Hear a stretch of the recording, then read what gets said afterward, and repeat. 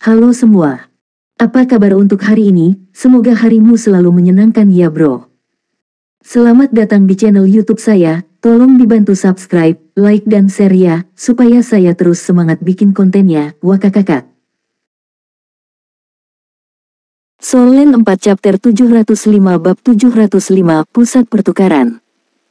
Itulah mengapa saya selalu curiga bahwa Federasi Douluo dan planet surga memiliki beberapa bentuk kerjasama. Bahkan mungkin ada beberapa kekuatan kuat dari Federasi Douluo yang mendukung planet surga. Tentu saja, saya hanya bersentuhan dan melihat hal-hal ini di permukaan. Itu semua mungkin imajinasiku sendiri, aku tidak yakin. Setelah mendengar kata-kata Liu Guiting, Lan Xuanyu mau tidak mau memiliki rasa hormat yang sama sekali baru untuknya. Sangat mudah untuk menemukan bajak laut yang cerdas, tetapi menemukan bajak laut yang pandai menganalisis jauh lebih sulit. Jika Heaven Planet dan Federasi Douluo benar-benar bekerja sama, itu akan di luar imajinasinya. Dia masih ingat dengan jelas adegan yang dia hadapi ketika dia masih muda. Pada saat itu, dia dan ibunya hampir mati di tangan para perompak luar angkasa dari Sin Planet. Para perompak itu sangat ganas dan berani. Namun, kecurigaan Liu Guiting bukan tanpa alasan. Jadi, mungkinkah Federasi Douluo terkait dengan planet surga atau bahkan bekerja sama dengannya? Lan Xuanyu sedikit mengangguk dan berkata, ayo pergi, turun dari kapal perang dan mulai transaksi. Dia tidak menanggapi kata-kata Liu Guiting dan melanjutkan operasi mereka. Liu Guiting bijaksana dan tidak melanjutkan. Dia baru saja mengatakan semua ini untuk menjadikan dirinya lebih penting dan berarti. Pada saat yang sama, ini juga merupakan ujian untuk menyelidiki asal-usul bajak laut baru ini. Suaranya masih muda tetapi memiliki rasa kedewasaan. Ini adalah bagaimana perasaan Liu Guiting tentang Lord Headwing ini. Seperti yang diharapkan, ada mobil yang menunggu mereka di luar. Planet ini jelas tidak cocok untuk ditinggali manusia, tetapi satu-satunya hal yang dapat mereka terima adalah gravitasi. Gravitasinya sekitar 1,5 kali lipat dari Mother Planet, dan terasa sedikit berat saat berjalan di atasnya, tapi itu tidak mempengaruhi mereka. Seragam tempur yang dikenakan Lan Xuanyu dan timnya memungkinkan mereka bertahan di luar angkasa untuk waktu yang singkat. Dengan helm yang bisa memberikan oksigen, mereka bisa bepergian di lingkungan seperti itu. Mobil itu adalah mobil orbit planet yang sangat sederhana. Melalui koneksi orbit, itu bisa dengan cepat membawa orang ke pusat pertukaran. Seperti yang dikatakan Liu Guiting, tempat ini agak sepi. Mereka adalah satu-satunya kelompok orang di dalam mobil yang dapat menampung lebih dari 100 orang. Mereka tidak bertemu bajak laut lain. Saat dia duduk di mobil orbit planet dan mengamati pemandangan di luar, hal pertama yang dia rasakan adalah tandus. Permukaan yang tidak rata berwarna kuning kecoklatan, tetapi sebagian besar tempat adalah bebatuan dan tidak ada tanda-tanda tanah. Di permukaan, tidak mungkin untuk melihat struktur internal batuan ini. Untuk 33 Skywings, masalah terbesar dari misi tim ini bukanlah menemukan biji logam langka di planet ini tetapi apakah ada biji logam di planet ini. Ini adalah masalah misi ini. Jika mereka tidak dapat menemukan biji logam langka, maka misi secara alami akan berakhir dan mereka tidak akan dapat menyelesaikan misi. Waktu mereka di sini akan benar-benar terbuang sia-sia. Tetapi di sisi lain, karena risiko inilah misi ini tidak terlalu berbahaya. Setelah mengalami pertempuran dan risiko di planet sumber naga dan dukungan yang mereka dapatkan dari Sekte Tang untuk kapal perang, Lan Xuanyu telah memutuskan untuk mengambil misi ini. Ini mungkin bukan keputusan yang tepat, tetapi perjalanan antar bintang ini setidaknya akan memberi semua orang lebih banyak pengalaman. Juga, ada rencananya untuk merampok bajak laut di dalam hatinya. Ini juga merupakan upaya. Oleh karena itu, bahkan jika mereka tidak dapat menyelesaikan misi, itu dapat diterima selama mereka membuat beberapa keuntungan. Lagi pula, masih ada waktu. Apakah planet ini sudah diselidiki? Apakah ada tanda-tanda logam langka? Lan Xuanyu bertanya pada Liu Guiting. Liu Guiting mengerutkan alisnya. Saya tidak pernah mendengarnya. Tapi secara umum, jenis planet kecil yang tidak berbahaya ini seharusnya sudah diselidiki sebelumnya. Belum dikembangkan, mungkin karena tidak ada. Setidaknya di permukaan planet ini, tidak ada logam langka yang dikonfirmasi. Lan Xuanyu mengangguk. Tatapannya mendarat di Tang Yuge. Sejak dia masuk ke mobil, Tang Yuge menutup matanya. Dia merasakan segala sesuatu di dunia luar melalui persepsinya tentang elemen logam. Merasakan tatapan Lan Xuanyu, Tang Yuge perlahan membuka matanya dan suara yang hanya bisa didengar Lan Xuanyu terdengar di telinganya. Elemen bumi melimpah, dan lapisan batuannya tebal dan keras. Dengan burung kekacauan Yin Yang, saya memiliki persepsi yang lebih dalam tentang 5 elemen. Saya dapat memastikan bahwa setidaknya di daerah ini, tidak ada unsur logam di lapisan batuan 100 meter di bawahnya. Dan lapisan batuan ini memiliki efek isolasi yang sangat baik. Jika saya benar-benar ingin menemukan beberapa, saya perlu menyelidiki lebih dalam. Saya perlu waktu untuk berjalan di planet ini. Lan Xuanyu menganggukkan kepalanya sedikit dan mengacungkan jempol pada Tang Yuge. Tang Yuge yang berevolusi Heavenly Stem Skillin Martial Soul hanyalah detektor alami dari 5 elemen dan lebih berguna daripada perangkat jiwa manapun. Dia tidak menjawab karena kultivasi kekuatan jiwa Lan Xuanyu tidak cukup tinggi untuk mengirim transmisi suara seperti itu. Dia harus memiliki setidaknya 6 cincin. Pemandangan di sekitar mereka tiba-tiba berubah. Pertama, itu gelap gulita. Mobil orbit planet sudah memasuki gua. Tidak lama kemudian, lingkungan menjadi terang. Ini adalah terowongan logam yang bergerak secara diagonal ke bawah.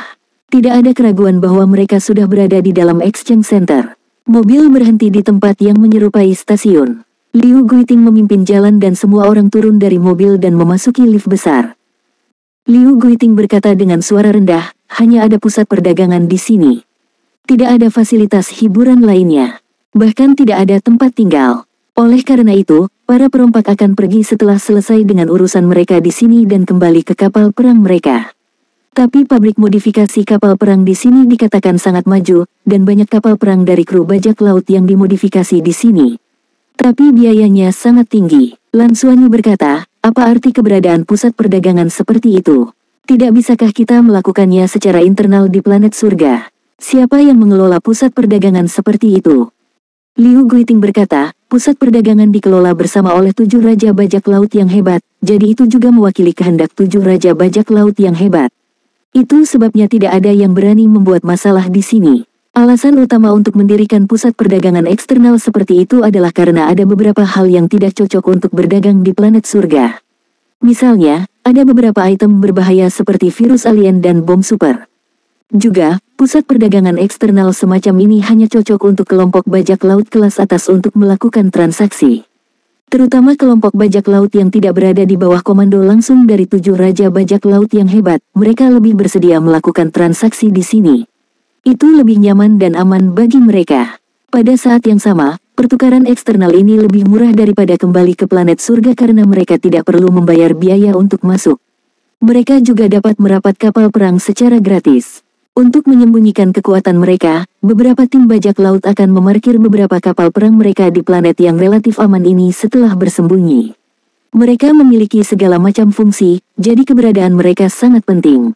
Lan Xuanyu berkata, apakah mereka tidak takut dengan serangan langsung Federasi Douluo? Liu Guichao berkata, kita tidak perlu takut akan hal itu. Planet ini tidak memiliki sumber daya. Setelah Federasi Douluo menyerang tempat ini, itu akan segera menyerah dan membiarkan mereka mengadakan pertunjukan kembang api. Itu hanya akan menyebabkan Federasi Douluo menderita kerugian besar tanpa keuntungan apapun. Lan Xuanyu terkejut, maksudmu ada senjata penghancur di sini? Liu Guichao mengangguk. Saya tidak tahu secara spesifik, tetapi dikatakan bahwa itu dapat memicu inti planet dan menyebabkannya meledak. Seberapa kuatkah sebuah planet yang meledak? Setiap kapal perang akan dihancurkan, bukan? Federasi Douluo tidak akan mencari masalah di planet yang tidak berarti ini. Lan Xuanyu berpikir dalam hati, bajak laut memang memiliki cara hidup mereka sendiri. Tidak heran planet surga ini bisa bertahan selama bertahun-tahun. Solen 4 chapter 706. Bab 706, Peri Kegelapan. Kami akan langsung ke kesepakatan, kata Lan Xuanyu. Baiklah. Lift berlanjut selama 1 menit sebelum berhenti. Liu Guiting membawa mereka ke aula yang luas. Seolah-olah untuk membuat transaksi menjadi nyaman, lift naik ke pusat perdagangan. Setelah tiba, mereka akhirnya melihat sosok bajak laut lainnya. Di aula yang luasnya lebih dari 10.000 meter persegi ini, ada lebih dari 100 bajak laut berpasangan dan bertiga. Penampilan Lan Xuanyu tidak menarik banyak perhatian karena para perompak sibuk dengan barang-barang mereka sendiri. Liu Guichao membawa mereka ke konter logam. Di belakang konter logam, sebenarnya ada robot yang bertugas. Ada simbol perdagangan kapal perang di sini. Perdagangan kapal perang, meminta evaluasi kapal perang. Di bawah tatapan Lan Xuanyu, Liu Guiting memasukkan serangkaian angka. Segera, robot itu mengangkat kepalanya dan matanya berkedip-kedip dengan lampu merah. Permintaan evaluasi disetujui. Ide parkir dikonfirmasi. Evaluasi akan selesai dalam 3 jam. Silakan kembali dalam 3 jam. Petik 2. Sebuah pelat logam muncul di tangan robot. Liu Guichang mengambil pelat logam dan menyerahkannya kepada Lan Xuanyu dengan hormat. Dia berbisik, setelah penilaian, mereka akan memberitahu kami nilai dari 4 kapal perang. Jika Anda setuju, kami dapat melanjutkan transaksi. Setelah transaksi selesai, kami akan mengambil logam langka dan pergi. Transaksi di sini dibayar melalui logam langka. Logam langka yang berbeda memiliki nilai yang berbeda. Nilai dasar akan dibandingkan dengan koin federasi. Lan Xuanyu mengangguk. Baiklah, bawa kami ke tempat lain dan lihat apa yang bisa kami beli. Ya, Liu Guiting setuju dan membawa Lan Xuanyu dan yang lainnya ke konter lainnya. Lan Xuanyu mengirim pesan ke kapal perang 33 Skywings yang diparkir di luar angkasa, menunjukkan bahwa semuanya normal dan memberitahu Ding Zuhan waktu transaksi. Pusat pertukaran ketiga ini dibagi menjadi banyak area, termasuk area perdagangan kapal perang yang baru saja mereka datangi, area perdagangan senjata, area perdagangan barang, area perdagangan logam, area perdagangan budak, dan sebagainya. Yang mengejutkan Lan Xuanyu adalah sebagian besar bajak laut yang datang ke sini mengenakan topeng dan bahkan helm, seolah-olah mereka berusaha menyembunyikan identitas mereka.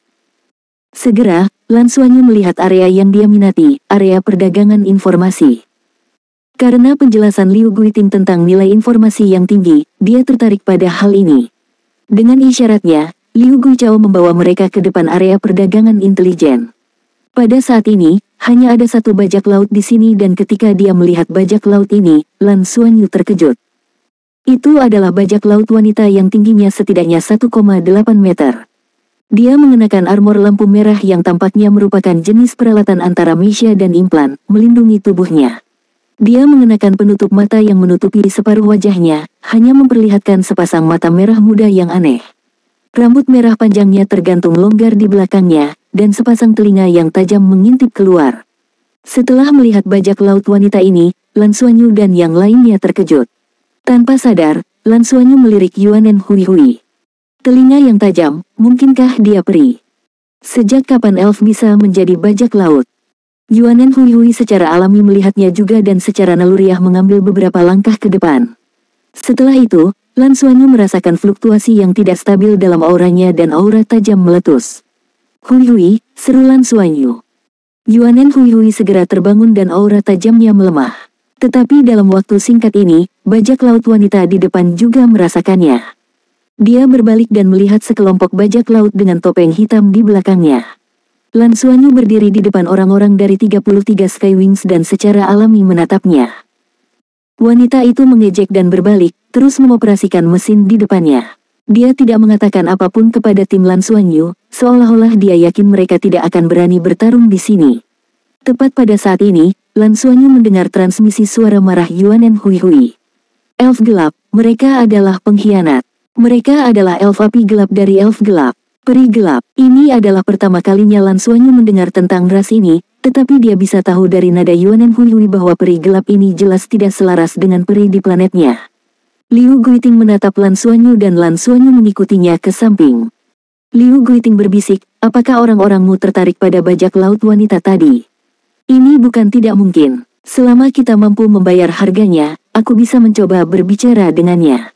Lan Xuanyu meliriknya. Tidak dibutuhkan. Apakah Anda tahu latar belakangnya? Liu Guichao berkata, dari tanda di baju sirahnya, dia tampaknya berasal dari bajak laut hutan hitam. Kru bajak laut Black Forest. Apa yang Anda tahu? Lan Xuanyu bertanya. Liu Guichao berkata, mereka adalah salah satu dari sedikit kelompok bajak laut super yang tidak berada di bawah kendali 7 raja bajak laut yang hebat.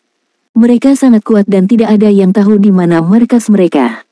Dikatakan bahwa mereka memiliki planet kecil milik mereka dan manajemen internal sangat ketat. Namun, bajak laut wanita di hutan hitam dikatakan sebagai yang terbaik dan selama seseorang membayar harganya, seseorang dapat. Lan Xuanyu mengerutkan alisnya. Mari kita bicara tentang kekuatan pertempuran mereka. Bagaimana kru bajak laut bisa diklasifikasikan sebagai kru bajak laut super? Liu Guichang berkata, kelompok bajak laut yang secara langsung menjadi bawahan dari 7 raja bajak laut agung di planet surga semuanya adalah kelompok bajak laut super. Dari perspektif tertentu, Heaven Planet adalah surga bajak laut yang dijaga oleh 7 kelompok bajak laut besar. Semua bajak laut harus membayar biaya perlindungan kepada 7 raja bajak laut yang hebat ketika mereka masuk ke sana. Dan selain 7 raja bajak laut yang hebat, ada 3 kelompok bajak laut super yang dikenal. Kelompok bajak laut Black Forest adalah salah satunya. Saya tidak yakin tentang kekuatan tempur mereka yang sebenarnya. Namun untuk menjadi kelompok bajak laut super, mereka harus memiliki setidaknya 300 kapal perang. Dikatakan bahwa kelompok bajak laut Black Forest pernah menghancurkan sebuah planet asing. Mereka sangat kuat dan kapal perang mereka sangat unik. Mereka sangat lincah dan kejam di medan perang. Mereka juga sangat pandai menyembunyikan kapal perang. Kebanyakan radar tidak dapat menemukan kapal perang mereka. Ini adalah kelompok bajak laut yang sangat misterius. Sementara mereka berbicara, bajak laut wanita berambut merah yang mengenakan baju besi merah berbalik dan melihat ke arah Yuanen Hui Hui. Yuanen Hui Hui juga menatapnya. Yuanen Hui Hui saat ini telah tumbuh banyak dan tingginya sekitar 1,75 meter, tetapi dia setengah kepala lebih pendek dari bajak laut wanita. Saat mata mereka bertemu, bajak laut wanita itu tiba-tiba menarik pelindung dadanya dan menyeringai. Aku tidak suka hal-hal kecil yang lemah sepertimu. Jauhi aku secepat mungkin. Kalau tidak, aku akan menghancurkanmu sampai mati. Dia tidak punya niat untuk menahan diri hanya karena ada orang lain dari 33 Skywing. Tatapan Yuanen Hui Hui menjadi dingin saat dia melangkah maju. Aura di tubuhnya tiba-tiba meningkat saat dia menekan pihak lain dengan ketajaman yang tak tertandingi. Namun, bajak laut wanita tidak menyerah sama sekali. Api merah gelap tiba-tiba naik dari tubuhnya dan aura yang kuat dan menindas segera melonjak.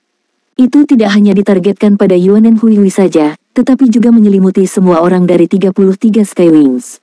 Yinke, suara dingin tiba-tiba terdengar. Api di tubuh bajak laut wanita segera padam saat dia menoleh ke samping. Seseorang yang mengenakan jubah hitam besar berjalan mendekat. Kecepatannya tidak tampak cepat, tetapi seolah-olah dia telah menyusutkan tanah menjadi 1 inci dan tiba di sini dalam sekejap mata. Ayo pergi, kata pria berjubah hitam itu dengan dingin sebelum berbalik ke samping. Bajak laut wanita itu mengejek dan memberi isyarat kepada Yuanen Hui Hui dengan gerakan memotong tenggorokan sebelum mengikuti pria berjubah hitam itu. Semua orang di 33 Skywings menoleh untuk melihat Lan Xuanyu dan dia menggelengkan kepalanya dengan lembut.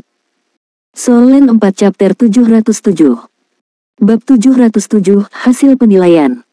Mereka tidak bisa menggunakan kekerasan di pusat pertukaran, dan ini adalah dunia bajak laut asing bagi mereka.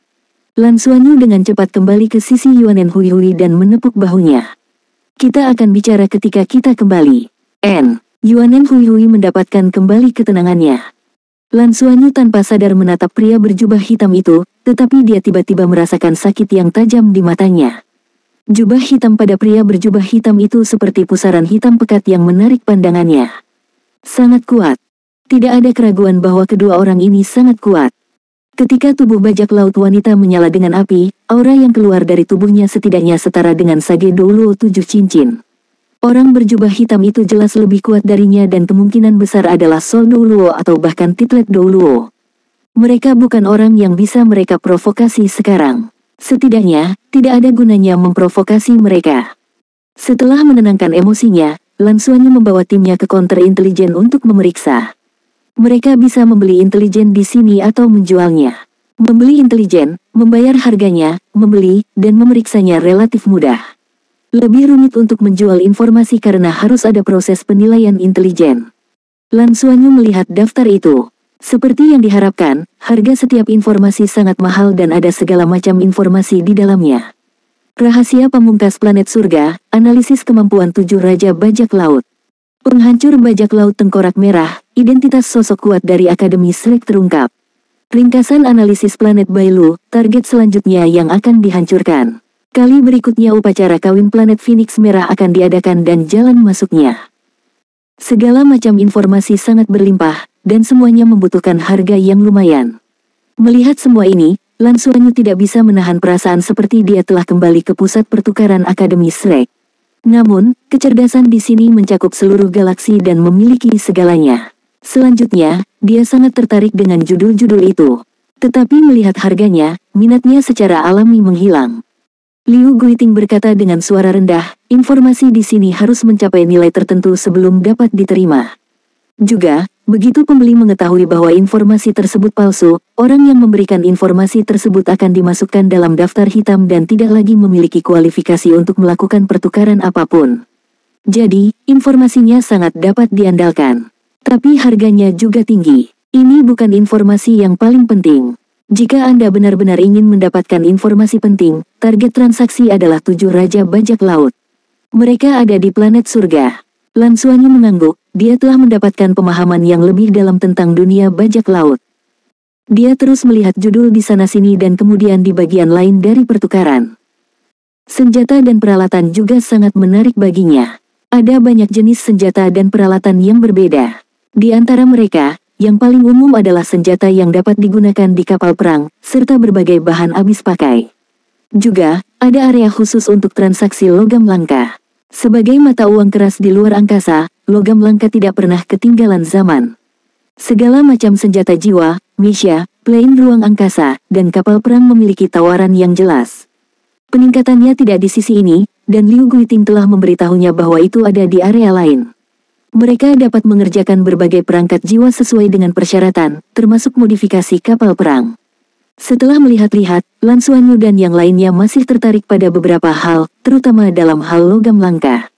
Pusat pertukaran memiliki berbagai macam logam langka, dan ada banyak logam langka yang tidak dapat dilihat di pusat pertukaran Akademi Shrek Pengadilan Luar. Setelah mengamati, Lan Xuanyu mengambil keputusan. Setelah menjual kapal perang itu, dia akan mencoba yang terbaik untuk menukar logam langka yang dibutuhkan untuk membuat armor pertempuran dua kata mereka di masa depan. Jika dia bisa mengumpulkan semua sumber daya yang dibutuhkan melalui transaksi di sini, itu akan menjadi keuntungan besar. Jumlah logam yang dibutuhkan untuk battle armor tidak pasti karena tergantung pada tingkat keberhasilan saat menempa logam. Oleh karena itu, semakin banyak semakin baik. Proses pemurnian logam langka tidak hanya menghabiskan banyak logam, tetapi juga melumpuhkan logam jika penempaan gagal. Lan Xuanyu juga telah melihat senjata dan bahkan secara khusus mencari rudal antimateri. Tidak ada rudal antimateri. Kekuatan mengerikan dari rudal antimateri telah memungkinkan mereka untuk memusnahkan bajak laut api ungu dengan mudah. Lan Xuanyu sangat mencintai benda ini. Dia rela membeli satu bahkan untuk 100 emblem ungu. Keuntungan mereka kali ini pasti akan jauh lebih dari 100 emblem ungu. Mengamati dan membiasakan diri dengan seluruh pusat pertukaran adalah apa yang akan mereka lakukan selanjutnya. Dengan membiasakan diri dengan pengenalan Liu Guiting, Lan Xuanyu dan yang lainnya secara bertahap memahami situasi di sini. Pusat perdagangan ketiga ini sebenarnya adalah tempat berkumpulnya para perompak di tengah alam semesta. Dengan 7 Raja Bajak Laut sebagai pemimpinnya, itu adalah tempat perdagangan yang adil bagi bajak laut. Fungsi tempat ini terutama untuk berdagang, dan tidak menyediakan fasilitas hiburan apapun. Lagi pula, sangat merepotkan untuk memperluas dan membangun fasilitas hiburan di tempat seperti ini. Semua sumber daya harus diangkut dari dunia luar, dan biayanya akan mahal. Hanya personel penghubung yang dikirim oleh berbagai kru bajak laut yang bisa tinggal di sini. Mereka biasanya personel intelijen yang dikirim oleh kru bajak laut dan orang-orang yang bertanggung jawab atas perdagangan. Selain berdagang, terkadang ada lelang yang diadakan di sini, terutama untuk menangani barang-barang aneh dan langka. Selama pelelangan, bahkan mungkin ada Raja Bajak Laut yang berpartisipasi.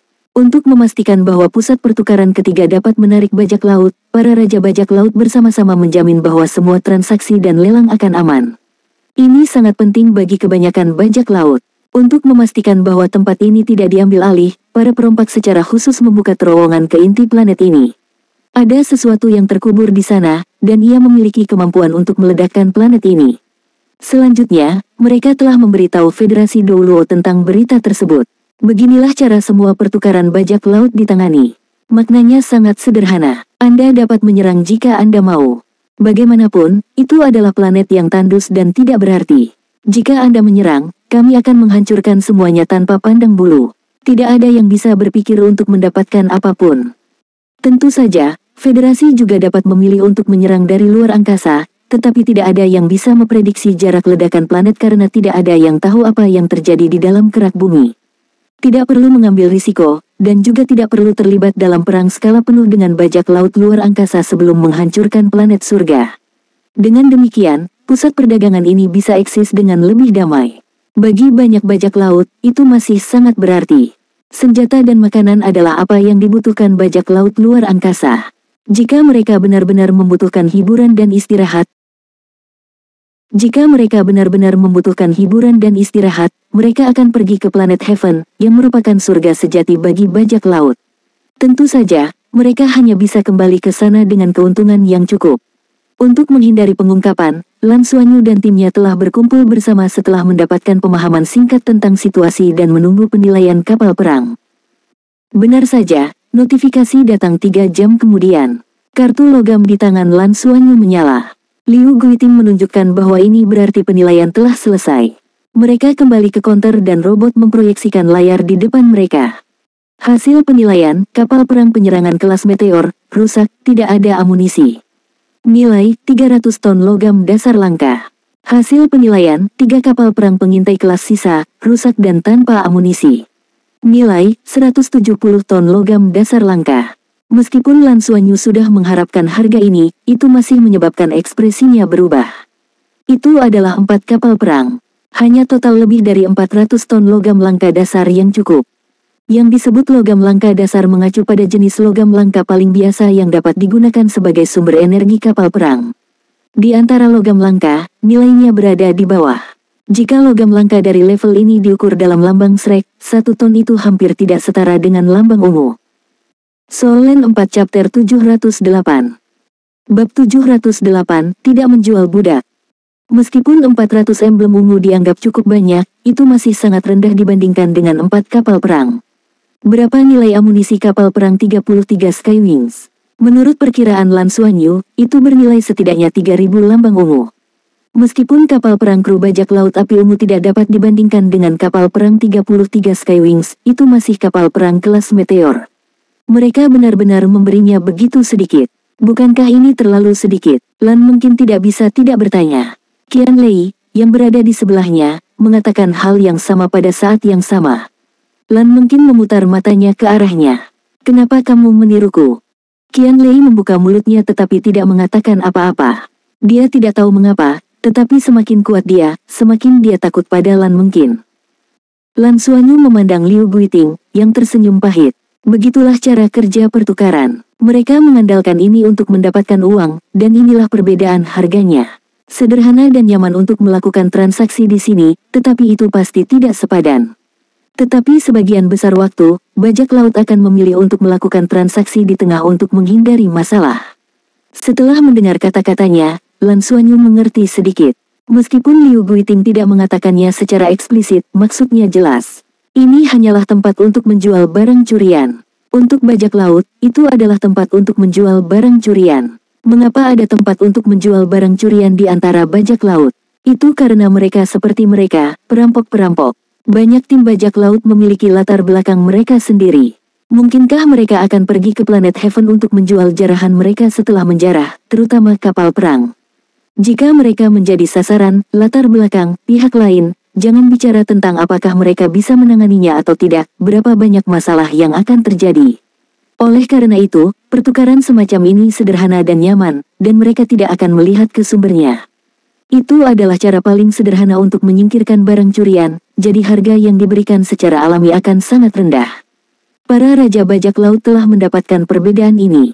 Lan Xuanyu menyipitkan matanya dan mengangguk. Sepakat, yang paling penting adalah menyelesaikan transaksi, dan kali ini, dia berhasil menyelidiki situasi di pusat pertukaran. Tempat ini mungkin cukup berguna untuk rencana masa depannya selama misi. Transaksi diselesaikan dengan sangat sederhana dan mereka bahkan diberikan layanan transportasi. Pusat pertukaran bisa mengangkut logam langka ke kapal perang mereka. Tim Lan Xuanyu tidak memiliki kapal perang, tetapi mereka memiliki cincin takdir, yang cukup untuk menyimpan segalanya. Tapi dia tidak melakukan itu. Sebagai gantinya, dia langsung menggunakan logam langka dasar itu di bursa untuk menukar logam langka yang bisa digunakan untuk battle armor mereka. Pada akhirnya, mereka menyelesaikan pertukaran hampir 100 ton logam langka. Bahkan jika tingkat keberhasilan menempa Lan Xuanyu serendah 10%, itu sudah cukup bagi seluruh kelas untuk menempa armor pertempuran dua, kata mereka. Panen ini pasti sangat murah hati. Sepertinya mereka berada pada posisi yang kurang menguntungkan dalam kesepakatan itu, tetapi kenyataannya, itu adalah barang gratis dari perampok-merampok. Mereka tidak perlu merasa terbebani dengan mencuri bajak laut. Setelah menyelesaikan transaksi, Lan Xuanyu memanggil Liu Guiting di depannya dan berkata dengan acuh tak acuh, "Saya memiliki dua hal untuk Anda lakukan sekarang. Pertama, saya tidak berencana menjual bajak laut api ungu sebagai budak. Ada cara untuk mencuri, dan ini bukan yang ingin kami lakukan. Jadi, pikirkan cara untuk membantu saya menangani orang-orang ini. Anda dapat melepaskan mereka, tetapi Anda tidak dapat membiarkan mereka mengancam kita. Kedua, saya perlu membawa orang-orang saya untuk menjelajahi planet ini. Apakah mungkin atau tidak, dan bagaimana kita harus melakukannya? Anda menangani dua masalah ini dengan baik, saya akan mengizinkan Anda untuk bergabung dengan 33 Skywings kami dan tinggal di sini sebagai agen khusus kami. Saya akan meninggalkan sejumlah dana dan metode komunikasi untuk Anda." Liu Guiting tercengang, tidak menjual mereka sebagai budak lagi. Ini benar-benar berbeda dari apa yang biasanya dilakukan oleh para perompak luar angkasa. Orang harus tahu bahwa karena populasi kecil, harga budak muda cukup bagus. Bajak laut api ungu memiliki cukup banyak orang juga.